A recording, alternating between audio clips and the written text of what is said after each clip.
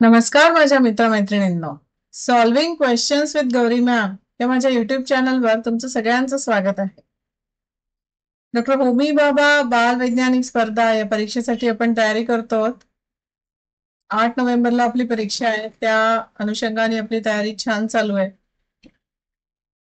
प्रत्येक व्हिडिओमध्ये तुम्हाला मी नेहमी आठवण करून देतेय की अभ्यास करा आणि त्यावर बेस्ड क्वेश्चन्स कसे येणार आहेत ते नक्की सोडवून बघा. कारण कोणत्याही कॉम्पिटेटिव्ह एक्झामसाठी तुम्ही जात असाल तर अभ्यास करणं हा एक वेगळा भाग आहे आणि त्यावर आधारित प्रश्न सोडवणं हा दुसरा खूप महत्वाचा भाग आहे.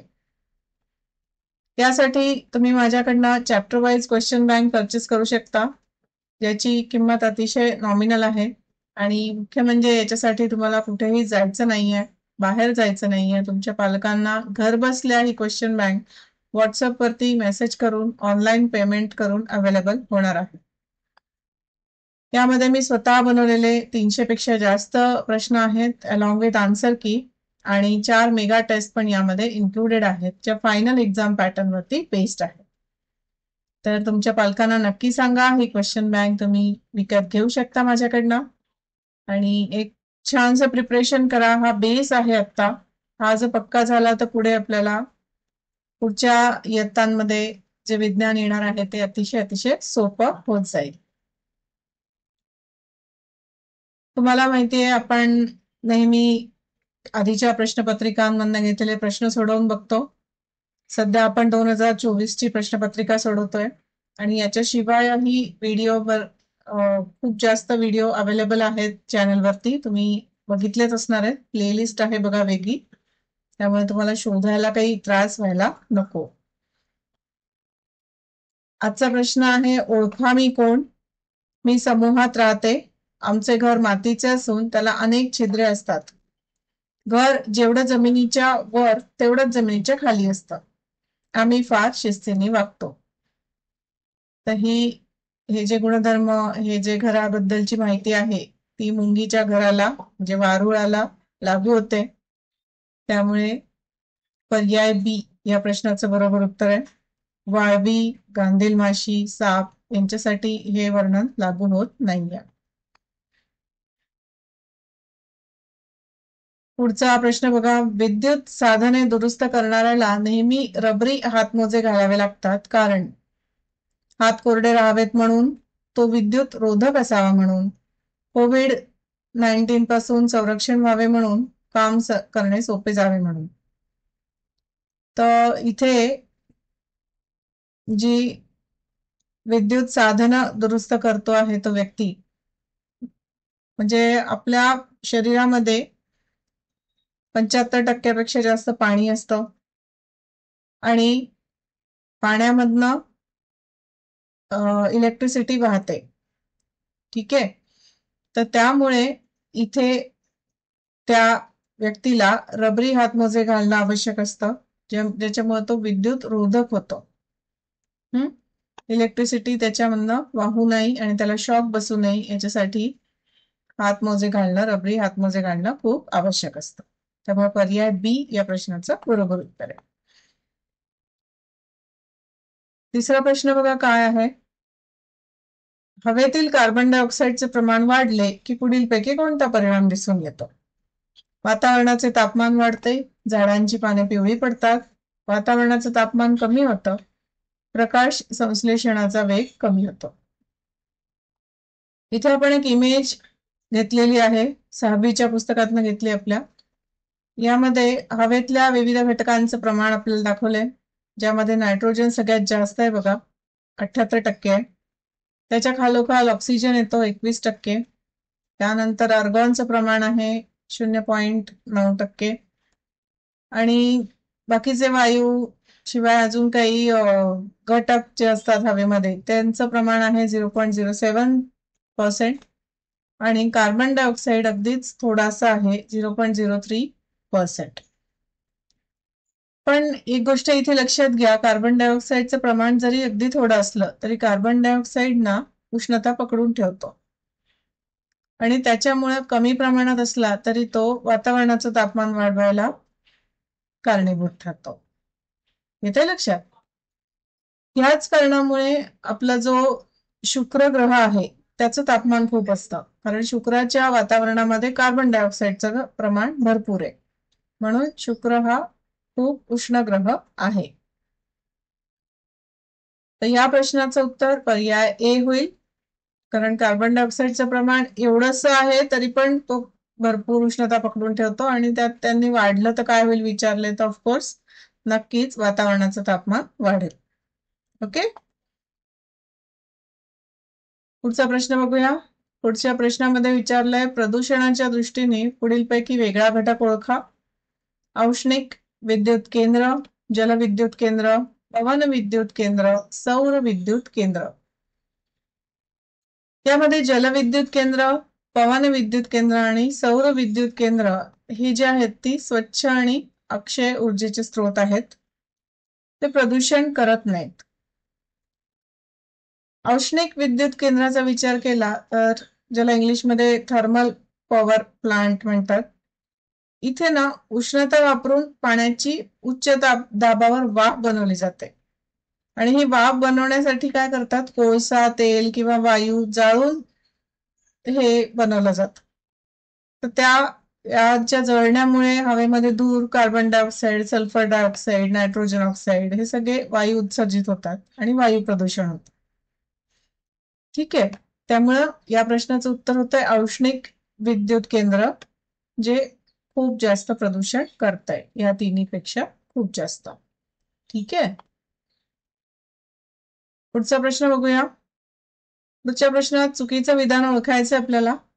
फळांच्या साली व पालेभाज्या यापासून तंतुमय पदार्थ मिळतात, हे बरोबर विधान आहे. तंतुमय पदार्थ खाण्यासाठी आपण सालीसकट फळं खा, पालेभाज्या खा हे सांगत आलोय. पुढचं विधान आहे, संतुलित आहारात जीवनसत्वाचे प्रमाण अधिक असते. तर हे चुकीचं विधान आहे बघा. इथे आपण संतुलित आहाराचा जर पिरॅमिड बघितला तर तृणधान्य आणि कडधान्याचं प्रमाण सगळ्यात जास्त आहे. त्याच्या खालोखाल फळे, पालेभाज्या किंवा भाजीपाला यांचं आहे, ज्याच्यापासून आपल्याला जीवनसत्व आणि खनिजे मिळतात. त्याच्या खालोखाल आपल्याला प्रथिनांचं प्रमाण घ्यायचं असतं, जे दुग्धजन्य पदार्थ, मांस, मासे, अंडी याच्यातनं मिळणार आहे. आणि त्याच्या खालोखाल सगळ्यात कमी प्रमाणामध्ये स्निग्ध पदार्थ, तेल, तूप, लोणी हे खायचे असतात. तर हा आपला संतुलित आहाराचा पिरॅमिड आहे, आणि याच्यात सगळ्यात जास्त प्रमाण कोणाचं दिलेलं आहे, तृणधान्य आणि कडधान्य. त्यामुळं हे जे 2 नंबरचं विधान आहे बी, पर्याय बी हे चुकीचं विधान आहे. पुढची ही विधानं बघून घेऊयात, ही बरोबर असायला हवी, म्हणजे आपण पर्याय बी या प्रश्नाचं उत्तर लिहू शकतो. कर्बोदकांपासून शरीराला ऊर्जा मिळते, अगदी बरोबर आहे. ग्लुकोज हे सिम्पलेस्ट सोपंसं कर्बोदक आहे आणि त्याच्यापासून ऊर्जा मिळते आपल्याला. खनिजांच्या अभावी आजार होऊ शकतात, नक्कीच होतात. गलगंड हा रोग त्याचं उदाहरण आहे बघा. तर खनिजांच्या अभावी आजार होतात, हेही विधान बरोबर आहे. त्यामुळे या ठिकाणी बघा आपल्या लक्षात येतंय की विधान बी म्हणजे पर्याय बी हे बरोबर उत्तर होईल. आणखीन एक प्रश्न बघूया. रक्तातील साखरेचे नियंत्रण ठेवण्यास मदत करणारी ग्रंथी कोणती? पित्ताशय, यकृत, स्वादुपिंड का लाळ ग्रंथी? हा प्रश्न समजून घेण्यासाठी एकदा पचन संस्था लक्षात आली तर फार बरं होईल. त्याचा एक छोटासा रिव्ह्यू घेऊया. ही इमेज मी इथे दिली, मी सोर्स क्रेडिट या सोर्स क्रेडिट वरनं घेतलेली आहे. तोंडापासून आपली पचन संस्था सुरू होते, तोंडामध्येच लाळेद्वारे पचन होण्यास सुरुवात होते, तिथून पुढे घसा, मग अन्ननलिका ही तोंडापासून जठरापर्यंत जोडलेली असते. जठरामध्ये अन्न जातं आणि या बाजूला आहे पित्ताशय, ही सगळ्यात मोठी ग्रंथी आहे शरीरातली. यकृत ही सगळ्यात मोठी ग्रंथी आहे आणि त्याचा असिस्टंट, त्याला मदत करायचं काम पित्ताशय करतं. यकृत ही सगळ्यात मोठी ग्रंथी आहे, हा लक्षात घ्या. त्यानंतर स्वादुपिंड आहे इथे जठराच्या बाजूलाच.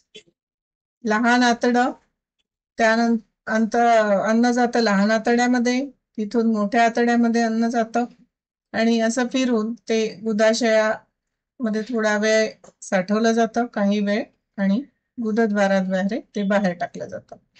तर अशी ही इमेज आहे. आता प्रश्नाशी संबंधित आपल्याला बोलायचं आहे. तर अवयव तोंड, ग्रंथी लाळ ग्रंथी, यामध्ये लाळेमध्ये टायलिन नावाचा पाचक रस किंवा स्त्राव असतो आणि जो काय करतो, पिष्टमय पदार्थाचं रूपांतर माल्टोज मध्ये करतो.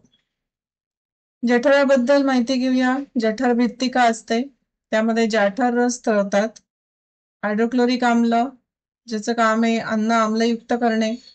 पेप्सिन, ज्याचं काम आहे प्रथिनांचे विघटन करणे. आणि म्युकस, श्लेष्म जे असतं आतल्या बाजूला जठरभित्तिकेच्या, ते जे आहे ना, हायड्रोक्लोरिक आम्लापासून जठरातल्या पेशींचं संरक्षण करतं. नंतर यकृत, यकृताद्वारे पित्तरस स्त्रवतो. अन्न आम्लायुक्त करणे हे त्याचं काम आहे. आणि मोठ्या मेदकणांचे लहान कणात रूपांतर करणे हे सुद्धा पित्तरसाचं काम आहे. स्वादुपिंडामध्ये स्वादुरस स्त्रवतो, त्यामध्ये ट्रिप्सिन, लायपेज, अमायलेज, यामध्ये प्रथिनांचं रूपांतर अमायनो आम्लात करणे, मेदाचं रूपांतर मेदा आम्ल ग्लिसरॉल मध्ये करणे आणि पिष्टमय पदार्थांचं रूपांतर शर्करेत करणे ही याची काम आहे. याच्याशिवाय स्वादपिंडामधनं इन्सुलिन आणि ग्लुकॅगॉन नावाचे हॉर्मोन्स स्त्रवतात, जे रक्तातले साखर नियंत्रित करण्यासाठी मदत करतात. म्हणजे स्वादुपिंड आपल्या प्रश्नाचं उत्तर आहे. लहान आतड्याचा विचार केला तर आंत्ररस इथून स्त्रवतो आणि हा प्रथिनांचं अमायनो आम्लात रूपांतर करतो, पिष्टमय पदार्थांचं ग्लुकोज मध्ये आणि मेदाचं मेदा आम्ल आणि ग्लिसरॉल मध्ये रूपांतर करतो. हा जो चार्ट आहे तो 7वीच्या महाराष्ट्र स्टेट बोर्डच्या विज्ञान पाठ्यपुस्तकातून घेतलेला आहे. म्हणजे इथे रक्तातील साखरेचे नियंत्रण ठेवण्यास मदत करणारी ग्रंथी म्हणजे स्वादुपिंड, हे पर्याय सी याचं बरोबर उत्तर होणार. ठीक आहे. चला आता मग आजचा व्हिडिओ इकडेच थांबवते. असेच अजूनही सोडवलेले MCQ घेऊन येणार आहे. तुमच्याकडून चॅनलला खूप छान रिस्पॉन्स आहे, त्यामुळे मला मस्त वाटतं, एकदम व्हिडिओ बनवायला एनर्जी येते. असाच रिस्पॉन्स देत राहा. ज्यांना अजून चॅनल बद्दल माहिती नाहीये त्यांना तुम्ही नक्की सांगा. आता जवळपास 100च्या आसपास आपले व्हिडिओज अवेलेबल आहेत ऑलरेडी. अजूनही मी घेऊन येणार आहे. चॅनलला नक्की बघत राहा. लाईक, शेअर आणि सबस्क्राईब नक्की करा. भेटत राहूया. टाटा.